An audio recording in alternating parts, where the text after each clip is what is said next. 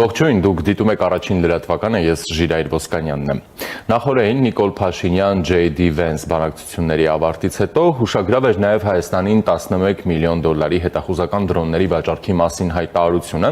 որի մասին տեղեկացրեց Հանրապետության վարչապետը եւ հաստատեց ԱՄՆ փոխնախագահը։ Խոսքը VBAT հետախուզական անօդաչուների մասին է, այն ուղղահայաց թռիչքի եւ վայրեջքի անօդաչու օդային համակարգ է, որը մշակվել է Սան Դիեգոյում տեղակայված Shield AI պաշտպանական տեխնոլոգիական ընկերության կողմից։ ԱՄՆ փոխնախագահը նշեց, նախագահ Թրամփը շատ լավ գիտի, որ խաղաղություն ապահովելու լավագույն ձևը այն է, որ աշխարհի ռազմական լավագույն տեխնոլոգիաները տարածվեն ու տեղադրվեն, որն ԱՄՆ-ն ունի։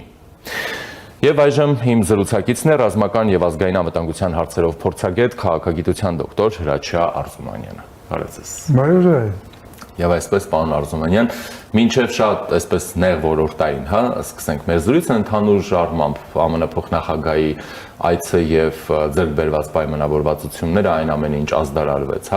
Ինչպես եք որակում, ինչպես եք տեսնում եւ ինչի մասին է այդ ամենը ըստ ձեզ։ Առաջին իհարկե դա կարևոր այց է, դա պետք է անգակել ի սկզբանե, ինձ համար ավելի շուտ հիմնական ոլորտը դա աշխարհաքաղաքական ոլորտն է, Միացյալ Նահանգները ցույց են տալիս ուժային կենտրոններին, որ իրանք Հայաստանում են, եւ մտադիր չեն Հայաստանից դուրս գալ կամ չտեսնել այն խնդիրները, որոնք կուտակված են Հայաստանի շուրջ եւ տարածաշրջանում։ Դա նշանակում է Հարավային Կովկասը ունի ինչ-որ շանսեր գտնել իր տեղը Միացյալ Նահանգների մեծ ռազմավարության մեջ։ Ավելի շուտ մենք ունենք փաստորեն հնարավորություն պահպանել այն տեղը, որը Միացյալ Նահանգները իրենց մեծ ռազմավարության մեջ պատրաստ են տեղադրել Հարավային Կովկասին եւ Հայաստանին։ Դա մեծ հնարավորություն է։ Բայց ինձ համար միանգամից կասեմ, հիմնականը մենք որպես հայկական կողմ, որպես ազգ, որպես պետություն պետք է հասկանանք, որ դա ընդամենը հնարավորություն է։ Դա լուծումներ չեն։ Հայաստանը նորից ստացել է հնարավորություններ։ Ոնց մենք այդ հնարավորությունների հետ կաշխատենք, արդյոք կկարողանանք այդ հնարավորությունները դարձնել ուրիշ իրականություն, լուծումներ, քաղաքականություն,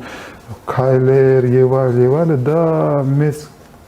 հաշվով կապված է Հայաստանի իշխանությունների Հայաստանի հետ, որտեղ Միացյալ Նահանգները իրանց մեծ չափով իրանց քայլ արել են։ Հիմա մենք պետք է անենք մեր քայլերը։ Շատ լավ, իսկ Միացյալ Նահանգների այս 11 միլիոն դոլարի հետախուզական դրոնների վաճառքը եւ Վենսի հայտարարությունը, որ Թրամփը շատ լավ գիտի, որ խաղաղություն ապահովելու լավագույն ձևը այն է, որ աշխարհի ռազմական լավագույն տեխնոլոգիաները տարածվեն ու տեղադրվեն, որը Միացյալ Նահանգները ունի, արդյոք ենթադրում է, որ սա հնարավորություն եւ ճանապարհ է բացում ԱՄՆ-Հայաստան ռազմական համագործակցության համար։ Նորից պիտի խոսեք հնարավորությունների մասին, Ժիրայր։ Բայց այդ հնարավորությունը իրականություն դարձնել առաջի ժեստից հետո Հայաստանը պիտի դուրս գա հապկից, պիտի կասեցնի ռազմական հարաբերությունները Ռուսաստանի Դաշնության հետ։ Մինչև մենք այդ քայլերը չանենք, հաջորդ քայլը ուրիշ ռազմական տեխնոլոգիաներ Հայաստան չեն գալու։ Ոչ Միացյալ Նահանգները, ոչ արևմտյան զարգացած երկրներից լուրջ երկրները ՆԱՏՕ-ի անդամները, ոչ մեկը լուրջ տեխնոլոգիաներ ռազմական չի փոխանցելու Հայաստանին, որովհետև չկա որևէ հնարավորություն ստուգել այդ տեխնոլոգիաների հետագա վիճակը, որ իրանք չեն փոխանցելու Ռուսաստանին։ Ոչ մեկը նման երաշխիք չի կարող տալ, Հայաստանը չի կարող նման երաշխիք տալ։ Դրա համար քայլ արել է Միացյալ Նահանգները։ 9 միլիոն դոլարների անաթոչանները տվել է Հայաստանին, բայց եթե Հայաստանը չանի իր քայլերը,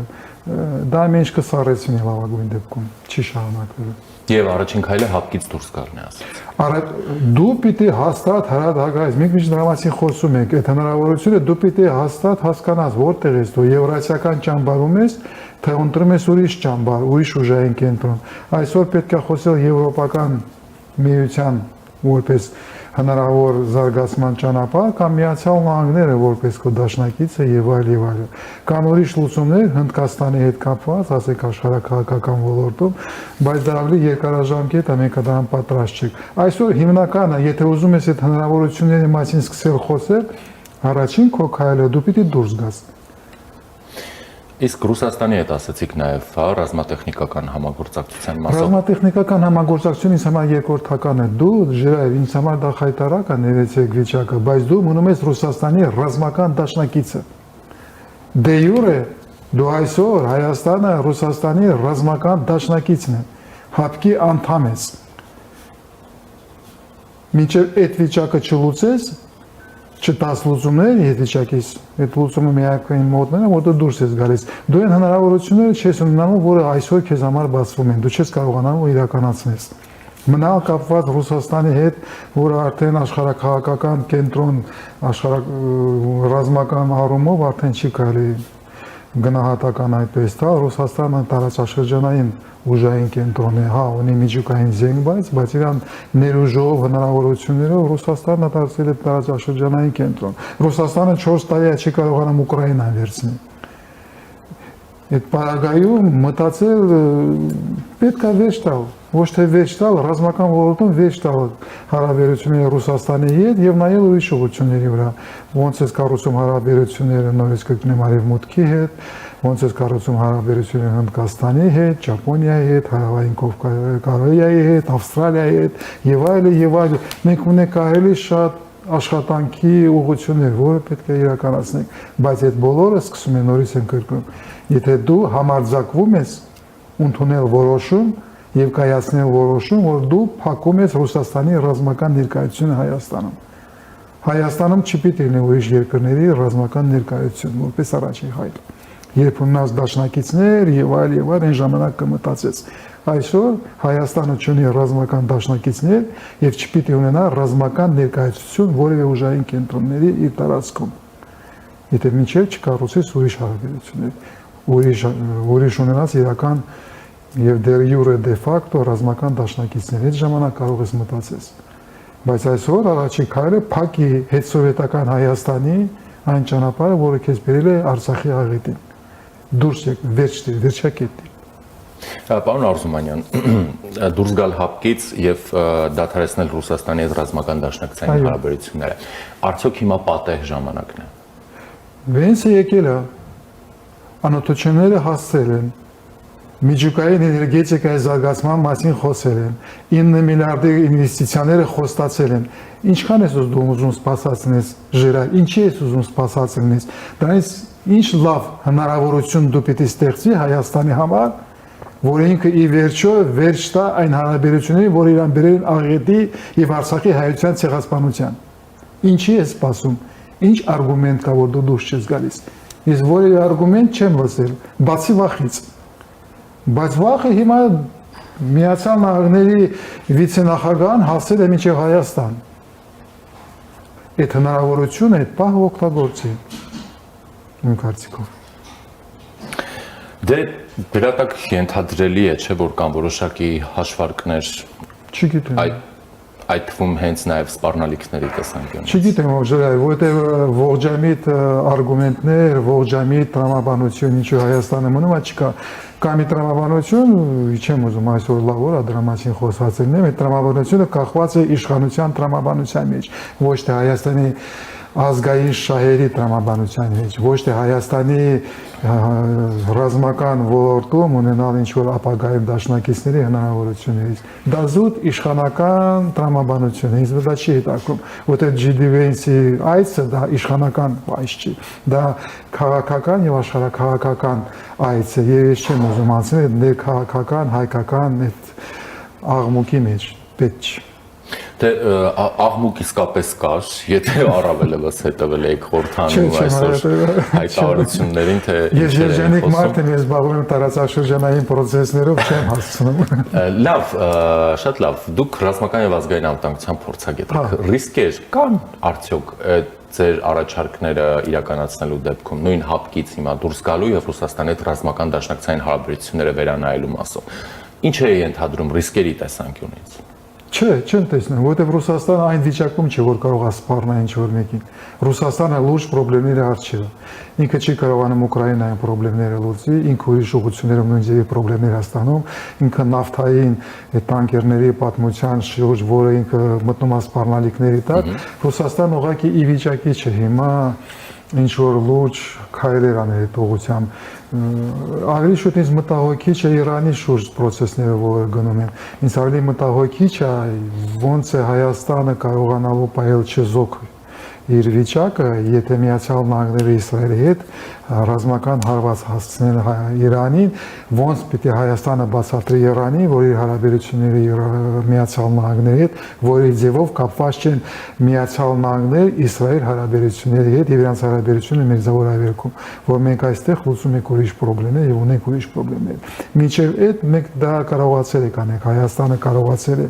Իրանին համոզել, որ մինչեւ հարվածը, հունիսի հարվածը, որ Հայաստանի հետ կապերը Միացյալ Նահանգների ուրիշ բնության մեջ են եւ ուրիշ մտադրություններ են, ավելի շուտ Հայաստանին, Թուրքիայի եւ Ադրբեջանի դեմ չեզոքացնելու, Ռուսաստանի դեմ չեզոքացնելու քաղաքականության շուրջ է կառուցում։ Այդ խնդիրը մենք պետք է լուծենք։ Ես ավելի շուտ մտահոգ եմ այդ ուղղությամբ, ոչ թե հապկի, ոչ թե Ռուսաստանի հետ։ Ռուսաստանը ռազմական ոլորտում հարավային Կովկասում այսօր չկա,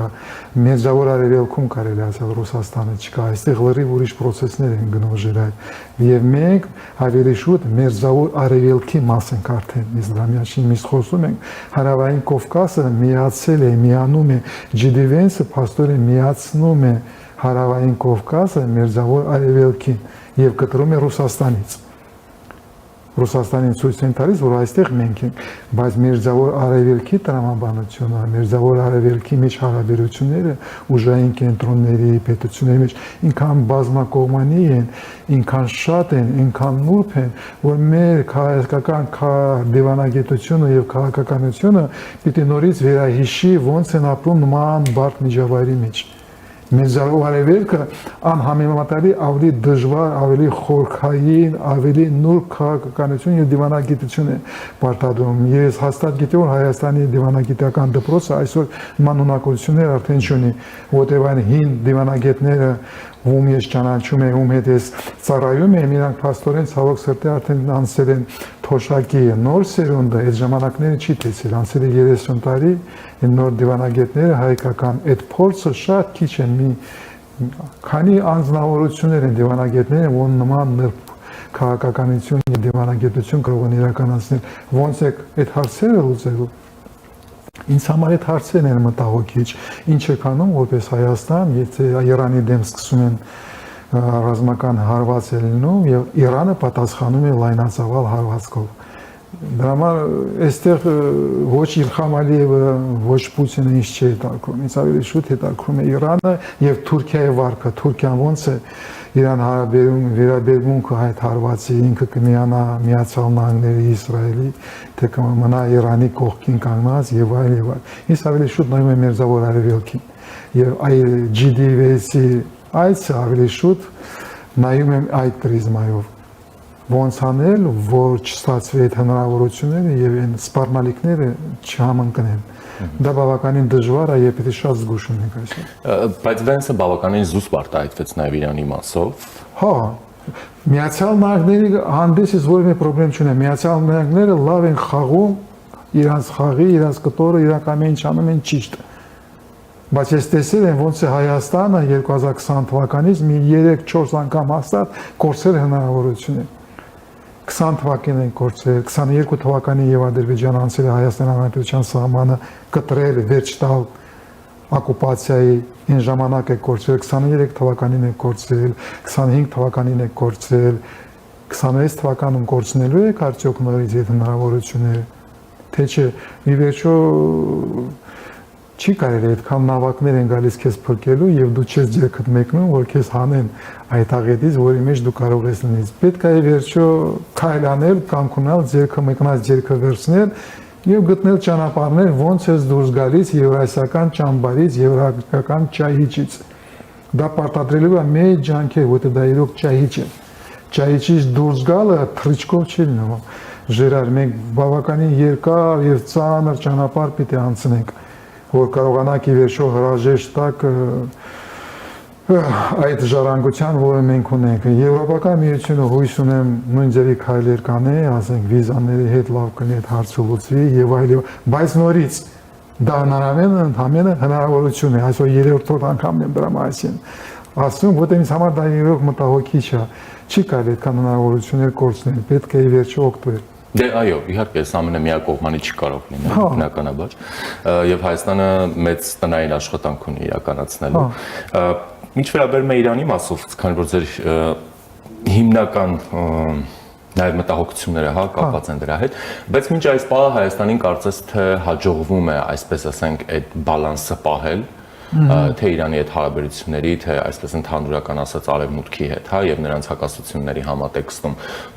ինչու պետք է այս անգամ տարբեր լինի իրավիճակը։ Որովհետև եթե հարվածը տեղի ունենա, ռազմական հարվածը, նա կլինի արդեն ուրիշ մասշտաբով երևի ավելի շուտ։ Ավելի վերջնական։ Ոչ թե վերջնական, ավելի մեծ մասշտաբով, վերջնական չի կարող լինի։ Ինչ որ հարվածն է, ռազմական լուծում այս խնդրեմը չունի, Իրանի խնդրեմը ռազմական լուծում չունի։ Եթե որպես ռազմավարությունով զբաղվող անձնավորություն կարող եմ հստակ ասել, Իրանի խնդրեմը ռազմական լուծում չունի արտաքին աշխարհից, Միացյալ Նահանգների, Իսրայելի կողմից կարող են թույլատնել Իրանին, բայց լուծում չի լինելու։ Բայց ծավալը ռազմական գործողությունների կարող է լրիվ ուրիշ մակարդակի լինի։ Եվ Իրանը կարող է պատասխանել լայնածավալ հարվածով, ինքը արդեն զգուշացել է Միացյալ Նահանգների, որ ինքը կխփի Միացյալ Նահանգների ռազմական բազաների վրա, եւ Իրանը այդ հնարավորությունները ունի։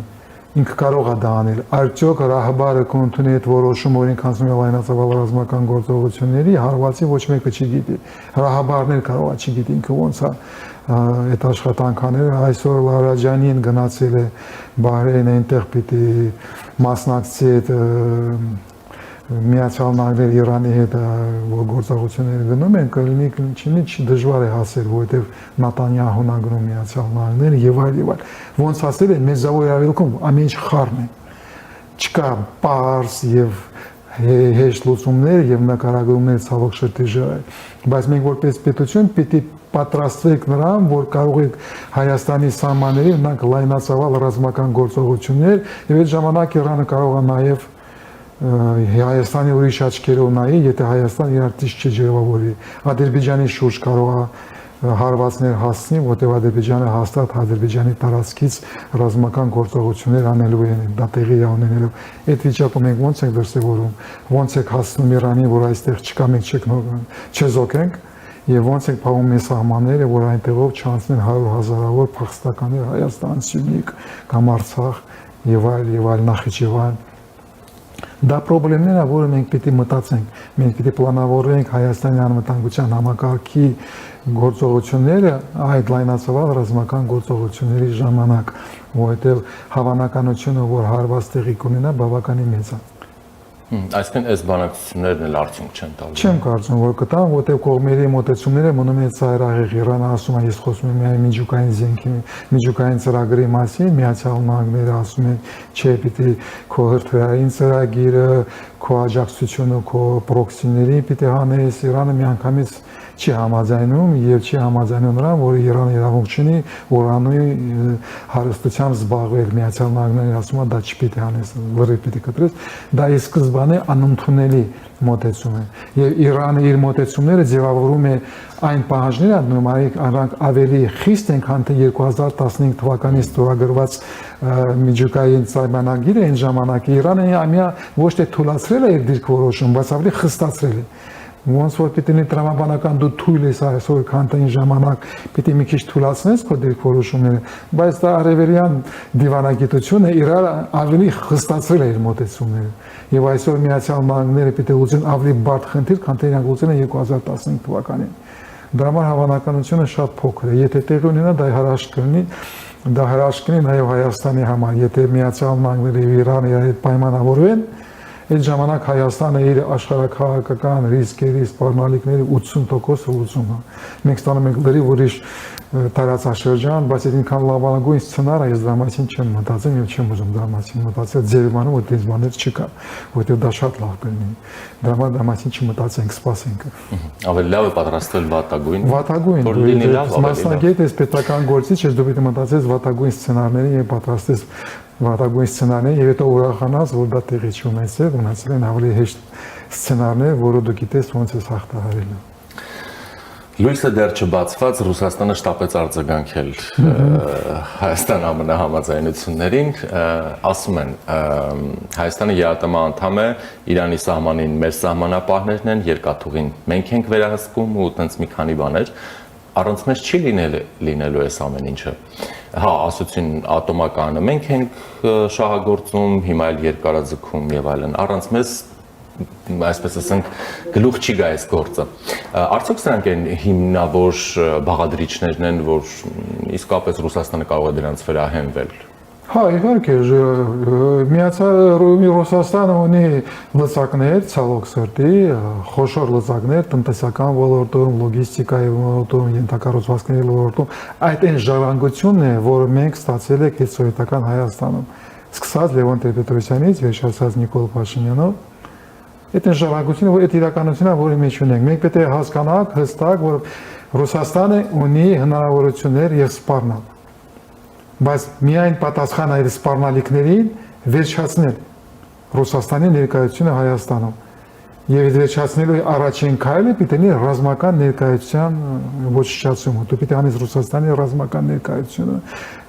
սահմանապահները պիտի դուրս գան, Հայաստանից պիտի դուրս գան։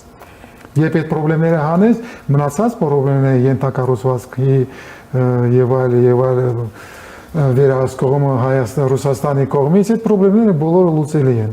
Հայաստանը կլինի ոչ թե առաջի երկիրը, որտեղից Ռուսաստանը դուրս է շպրտվում։ Ռուսաստանը սովոր է նրան, որ իրան դուրս են շպրտում ուրիշ երկրներից։ Դրա համար մենք կարող ենք այդ խնդիրները լուծել։ Ես համոզված եմ եւ վստահ եմ, մենք կարող ենք լուծել։ Ուղղակի պիտի ունենաս կամք,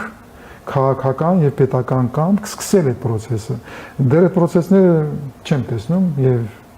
չեմ ուզում նորից հիշել Ալեն Սիմոնյանի վերջի հայտարարությունները եւ այլ Հայաստանի իշխանությունները չեն պատրաստվում հրաժեշտալ Ռուսաստանի ներկայությանը Հայաստանում։ Այդ խնդրը պիտի լուծվի։ GDV-ն ասել է այստեղ։ Եվ Հայաստանը պիտի ընտրություն աներ, կամ Ռուսաստանից մնում հավատարիմ, կամ ընտրում ես ուրիշ դաշնակիցներ պոտենցիալ։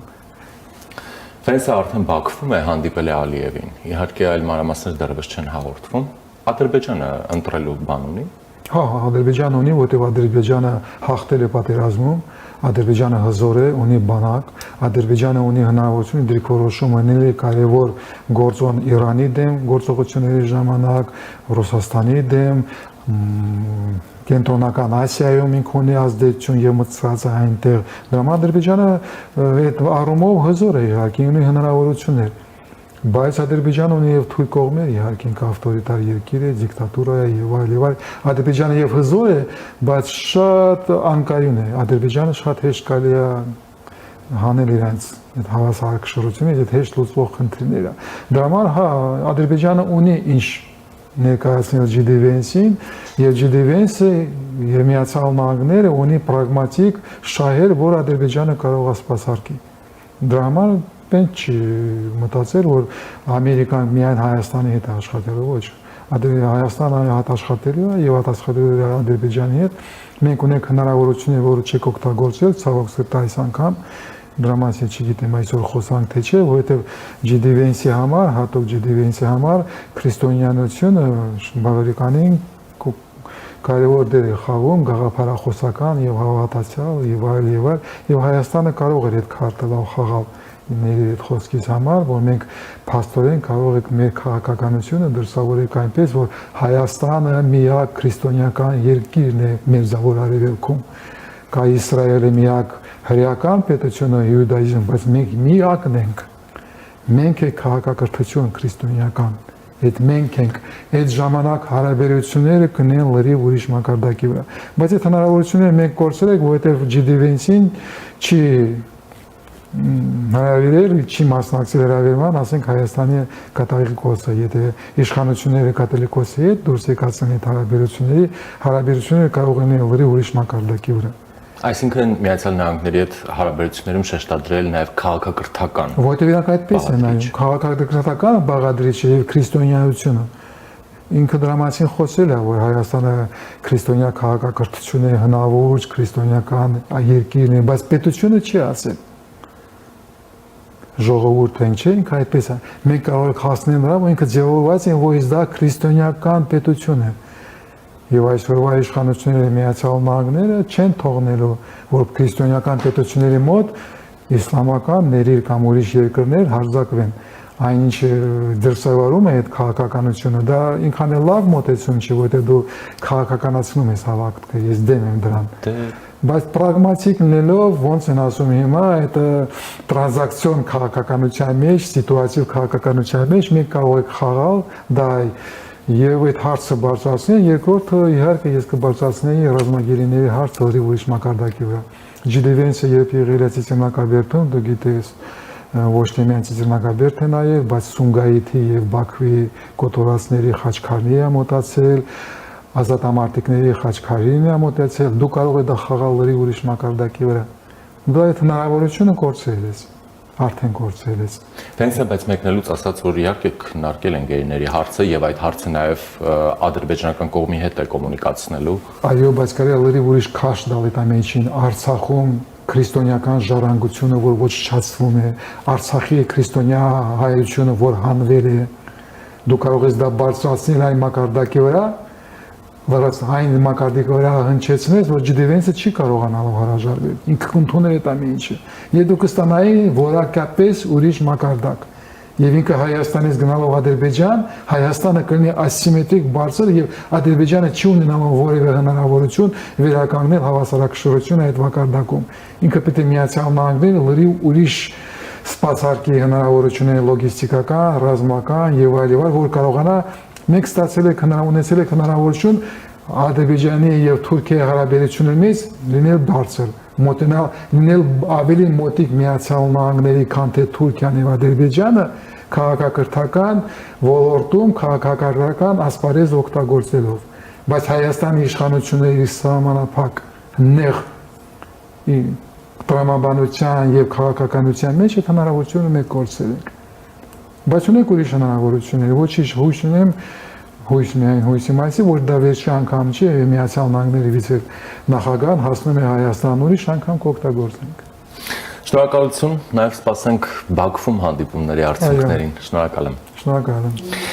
Զրուցակիցս ռազմական եւ ազգային անվտանգության հարցերով փորձագետ, քաղաքագիտության դոկտոր Հրաչյա Արզումանյանն էր։ Մնացեք առաջինի հետ, քիչ անց կվերադառնանք։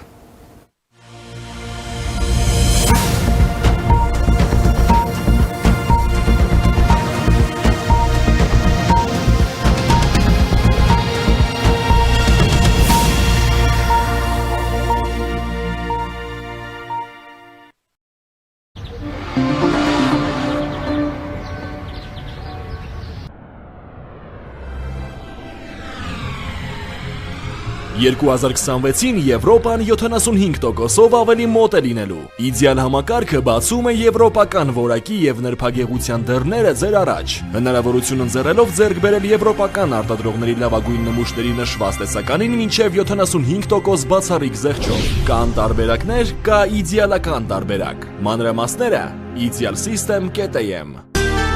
Իդեալ համակարգ դեպի կատարելություն։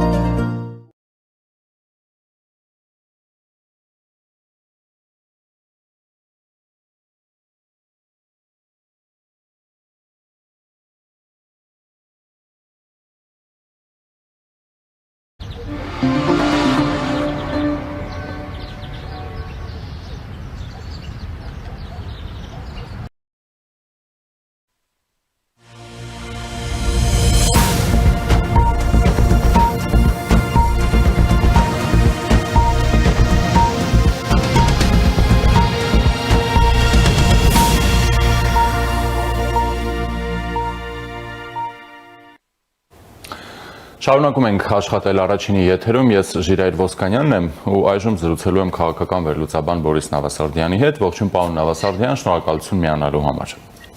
Բարև ձեզ։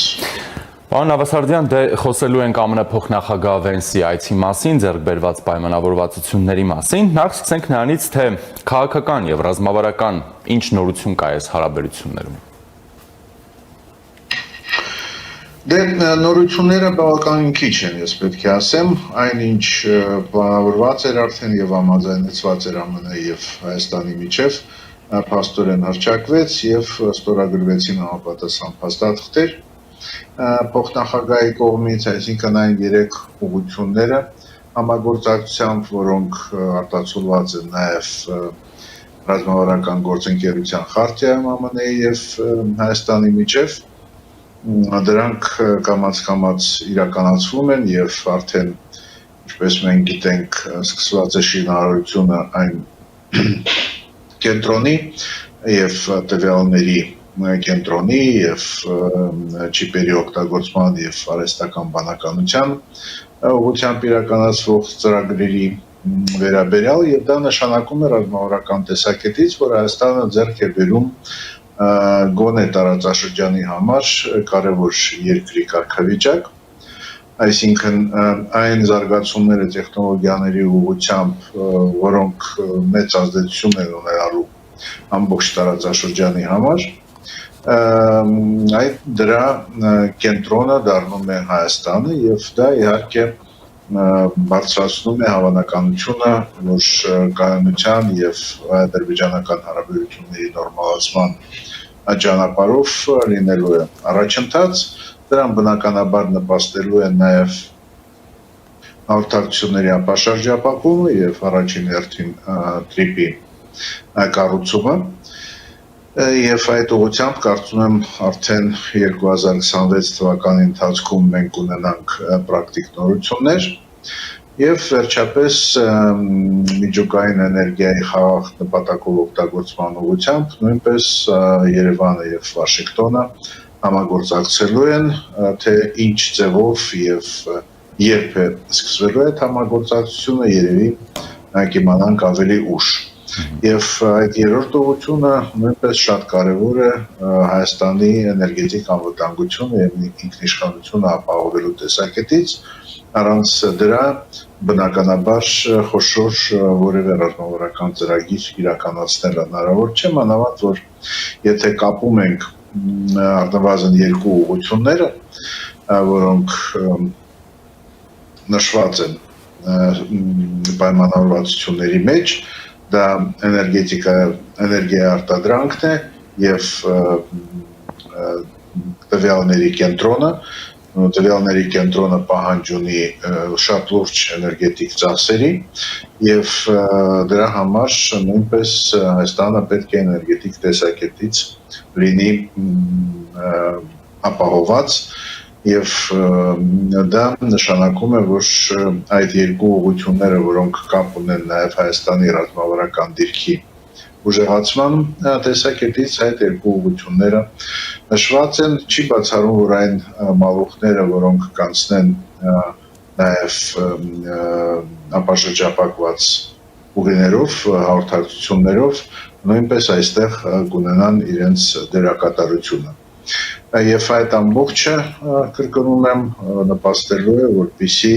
մեր տարածաշրջանում լինի խաղաղություն, նորմալ քաղաքակիրթ հարաբերություններ հարևանների միջև եւ զարգացում։ Շատ լավ, իսկ Միացյալ Նահանգների ակնկալիքները, սպասելիքները որոնք են Հայաստանից ձեր թվարկածի շրջանակներում։ Պարզ է, որ ԱՄՆ-ն ամրապնդում է իր դիրքերը մեր տարածաշրջանում, որոնք բավականին անորոշ են մի շարք պատճառներով, դա եւ Ադրբեջանի հետ բավականին լուրջ հակասությունները, որոնք դրսևորվեցին վերջին տարիների ընթացքում, եւ Վրաստանի աշխարհակահաղական անորոշությունը, որը մենք տեսնում ենք վերջի տարիների ընթացքում, եւ Հայաստանի հետ նաեւ հարաբերությունների առումով կար բավականին լուրջ անորոշություն եւ վերջապես մենք տեսանք, որ այդ հարաբերությունները բարձրացան ռազմավարական մակարդակի։ Ես կարծում եմ, որ նույնպիսի հաջողությամբ կավարտվի Վենեցիա այցը նաեւ Ադրբեջան եւ այլևս քայլ կկատարվի, որպեսզի նմանատիպ խարտիա, ինչ կա Հայաստանի հետ, կստորագրվի նաեւ Ադրբեջանի եւ ԱՄՆ-ի միջոցով, թեև համագործակցության ոլորտները տարբերվելու են,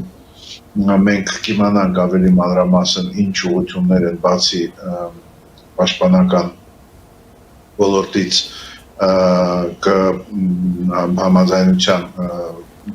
համաձայնություն կլինի ինչ ոլորտների վերաբերյալ Ադրբեջանի միջև, բայց քանի որ դուք Հարցրեցիք նաև ինչ նորություն կար, երևի ամենամեծ նորությունը դա նա էր, որ ԱԹՍ-ների առումով մինչև Վենսի գալը Երևան շատ քիչ խոսակցություն կար, եթե չասենք ընդհանրապես լռություններ, այսինքն դա այն թեև ռեժիմ բավականին համեստ, բայց սյուրպրիզներ, որը առանց որի չէր կարող լինել այդպիսի բարձրաստիճան պաշտոնյայի այցը որևէ երկիր, ինչպեսին J.D. Vance-ն։ Այսինքն այս ամբողջը համադրվում է տարածաշրջանային անվտանգության եւ անվտանգային ռիսկերի նաեւ տրամաբանության մեջ։ Միանշանակ անհրաժեշտ են այնպիսի քայլեր ԱՄՆ-ի կողմից, որոնք կապահովեն այն հռչակագրի դրույթները, որոնք արձանագրում են, որ Հայաստանը եւ Ադրբեջանը պետք է հստակ գնան հարաբերությունների նորմալացման ճանապարհով եւ ես կարծում եմ, որ այդ այցից հետո մենք կտեսնենք նաեւ նորություններ բուն հայ-ադրբեջանական հարաբերությունների տեսակետից, ինչպես նաեւ կարծում եմ հայ-թուրքական հարաբերությունների տեսակետից։ Դա ինչպես օգոստոսի 8-ին լուրջ խթան մենք տեսանք այդ հարաբերությունների առումով, ես նկատի ունեմ Վաշինգտոնյան փաստաթղթերի ստորագրումը, այդպես էլ այդ անմիջական անձնական այցը փոխնախագահի նույնպես կշարունակվեն այդ այցին կհետևեն նաև կոնկրետ քայլեր հայ-ադրբեջանական հարաբերությունների։ Շատ լավ, իսկ այս ամենը ինչպես է ազդում կամ առհասարակ ազդում է տարածաշրջանի վրա ազդեցություն ունեցող այլ արտաքին դերակատարների մասով։ Չի կարող չազդել, քանի որ եթե միայն վերցնենք այն ոլորտները, որոնք գտնվում են ԱՄՆ ուշադրության կենտրոնում, դա եւ սպառազինություններն են, եւ անվտանգության հարցը, եւ էներգետիկայի հարցը, եւ հաղորդակցությունների հարցը, այդ ամեն ինչում ԱՄՆ-ի անմիջական մասնակցությունը նշանակում է, որ այլ երկրի, մասնավորապես Ռուսաստանի ազդեցությունը չի կարող նվազել, քանի որ այդ բոլոր ոլորտները հանդիսանում են Ռուսաստանի մեր տարածաշրջանում ներկայության եւ միգուցե անգամ գերակշռության հիմքերը։ Փաստորեն այդ հիմքերը ձեռք է բերում այսօր ԱՄՆ-ն եւ միայն կարծում եմ այն հանգամանքը, որ Վլադիմիր Պուտինը դեռ մեծ հույսեր ունի, որ կկարողանա ինչ-որ լուրջ պայմանավորվածությունների ռազմավարական մակարդակի հարաբերություններ կկարողանա ձևավորել ԱՄՆ այսօրվա վարչակազմի հետ,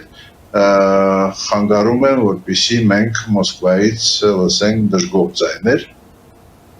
Անգամ եթե հիշենք վերջին այցելությունը Հայաստանի արտաքին գործերի նախարար Միրզոյանի Ռուսաստան եւ ազգային ժողովի նախագահի այցելությունը Մոսկվա, դժգոհությունները հիմնականում կապված են Հայաստան եւ Եվրամիության այցերի միջև, այցերի վերաբերյալ, հարաբերությունների վերաբերյալ շատ կներեք, բայց որևէ խոսք փաստորեն հստակ չի ասվել Հայաստան-ԱՄՆ հարաբերությունների մասին, այն դեպքում, որ հենց ԱՄՆ-ի հետ համագործակցությունը եւ Հայաստանի եւ Ադրբեջանի փոփոխություն է մտցնում մեր տարածաշրջանում աշխարհակաղակական բալանսի մեջ։ Շատ լավ, Ռուսաստանից արձագանքներ եղան, հիշեցին, որ Հայաստանը ԵԱՏՄ անդամ է, որ Իրանի հետ սահմանին ռուս սահմանապահներն են, որ Հայաստանի ատոմակայանը երկարաձգվում է Ռուսաստանի միջոցներով, համագործակցում են միջուկային խաղաղ ատոմի շրջանակում ու այսպես շարունակ հիշեցին, որ երկաթուղին իրենք են կառավարում եւ այլն ու հանգեցին եզրակացության, որ առանց Ռուսաստան այս պայմանավորվածությունները գլուխ չեն բերի։ Կա այդպիսի բան։ Բնականաբար կա, Ռուսաստանը փորձելու է ամեն դեպքում իր մասնակցությունը այդ կարևորագույն ռազմավարական ոլորտներում պահպանել եւ մենք լսեցինք նաեւ հայտարարությունը Հայաստանի իշխանությունների ներկայացուցիչների, որ թրիփում պահպանվելու են ԵԱՏՄ պայմանավորվածությունները մաքսային ընթացակարգերի վերաբերյալ։ Ես բազմիցս խոսել եմ այս թեմայով, գտնելով, որ այդ հարցը կարող է լուրջ խոչընդոտ դառնալ թրիփի համար եւ որքան էլ ցավալի է, դրա մասին մենք տեսնում ենք հաստատումներ։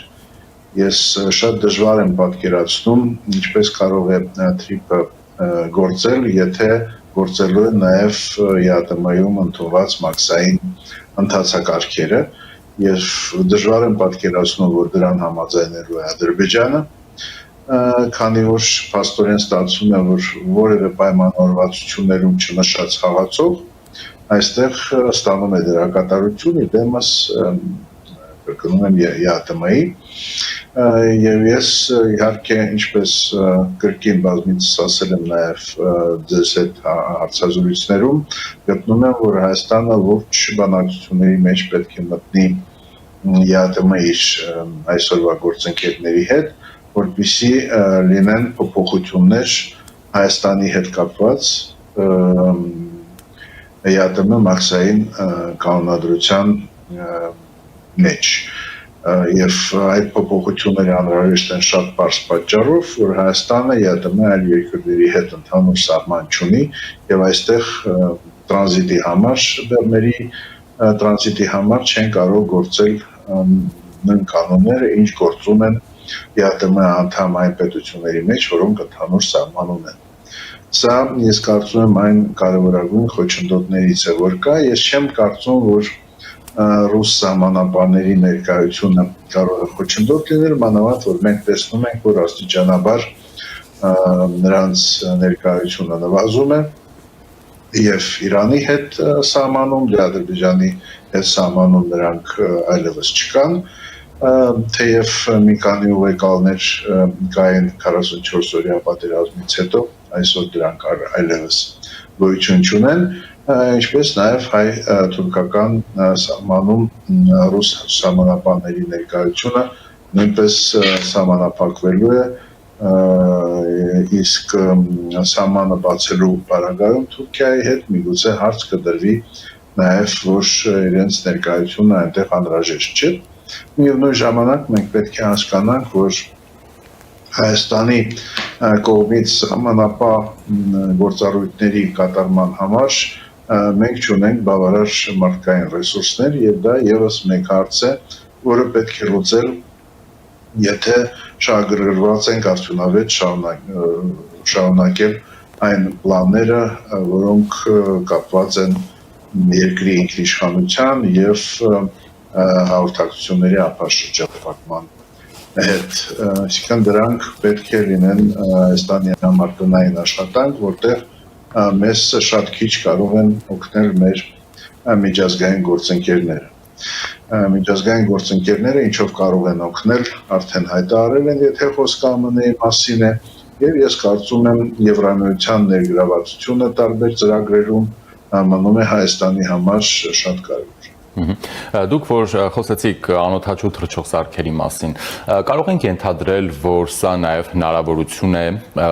որ Միացյալ Նահանգները,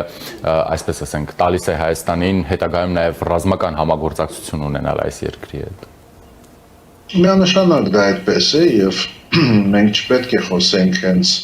անմիջապես սպառազինությունների մասին։ Ես կարծում եմ այն հանգամանքը, որ Հայաստանին տրամադրվում են այն տեխնոլոգիաները,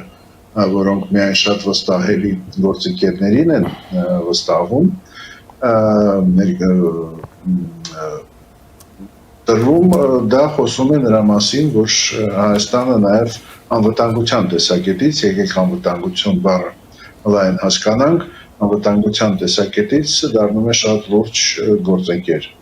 ԱՄՆ-ի համար եւ կարծում եմ անգամ այդ չիպերը, որոնք ներկրվելու են Հայաստան եւ տարբեր մեկնաբանություններից կարող ենք հասկանալ, որ միգուցե նաեւ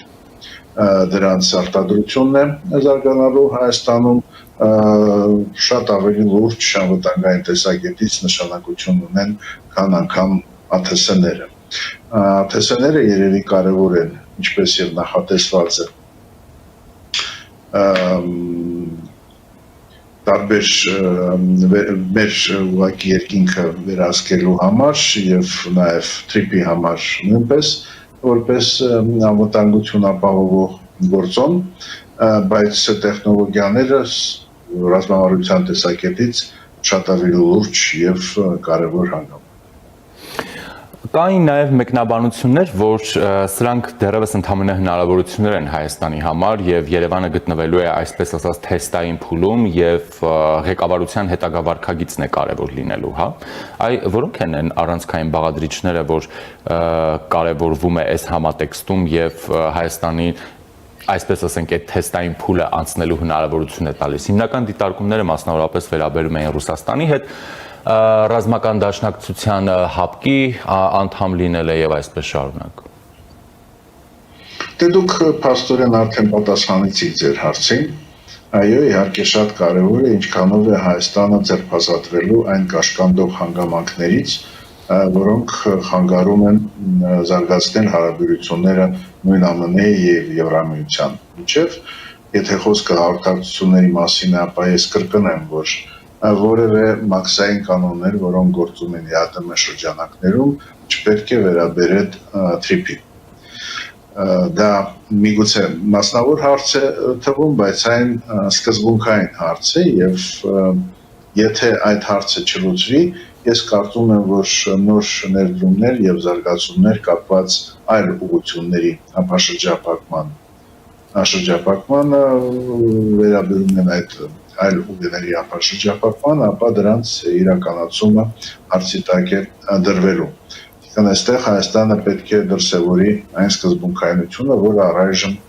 չի դրսևորել։ Սա նշանակում է նաև, որ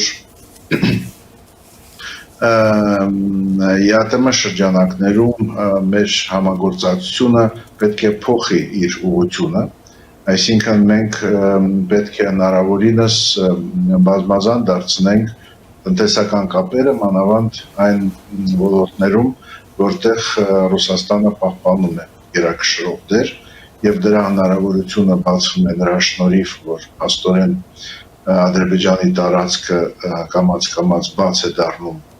Հայաստան բեռներ տեղափոխելու համար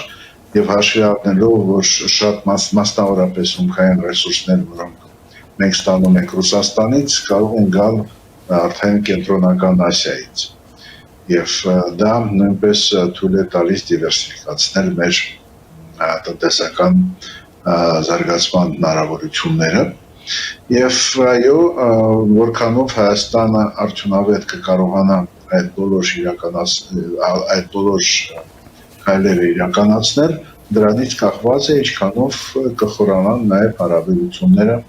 նոր գործընկերների հետ, անգամ ԱՄՆ-ն այդ առումով հաշվի առնելով ծավալները այս պլանների դառնում է մեզ համար նոր գործընկեր, հա, այն գործընկերային հարաբերությունները, որ կային մինչև վերջերս համեմատության մեջ չեն կարող լինել այդ ծավալների հետ։ Դե հապկը արդեն կարծես թե բոլորի համար հասկանալի է, որ որևէ հեռանկար դրանում մասնակցության տեսակետից Հայաստանը չունի եւ դա անկալում են մեր գործընկերները եւ դա է պատճառը, ինչու Հայաստանը ստանում է այն տեխնոլոգիաները, որոնք միայն վստահվում են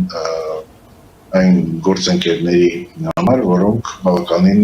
բարձր մակարդակ ունեն ինքնիշխանության եւ անկախության այնպիսի երկրներից, ինչպիսին Ռուսաստանն է, հա, որտեղ բարձ է, որ ԱՄՆ-ն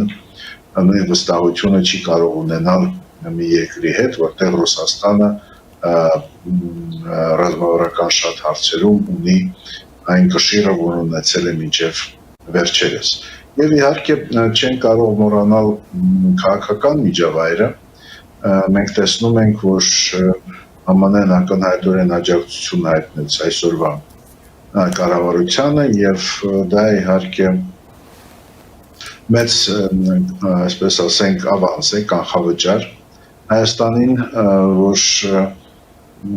այդ կառավարությունը, եթե կարողանա պահպանել իր դիրքերը խորհրդանական ընտրությունների ընթացքում պետք է հետագայում ապացուցի, որ ոչ միայն քաղաքական կամքի առումով, այլ նաև արդյունավետությամբ կարող է ապահովել այն խորը գործընկերային գործընթացները, որ կան այսօր ԱՄՆ-ի եւ կրկնում եմ պակաս կարևոր չէ նաև Եվրամիության հետ հարաբերությունները։ Մի խոսքով դուք ճիշտ նկատեցիք, որ դա ընդամենը մեկնարկ է, ես կասեի անգամ փորձ է Հայաստանին տեղափոխել այլ մակարդակի հարաբերություններ, բայց ինչպես դա կլինի, արդեն կախված է լինելու բուն Հայաստանից։ Շնորհակալ եմ, պարոն Նավասարդյան։ Իմանալպես հաջողություն։ Հաջողություն։ Զրուցում էի քաղաքական վերլուծաբան Բորիս Նավասարդյանի հետ։ Մնացեք առաջինի հետ, ես Ժիրայր Ոսկանյանն եմ։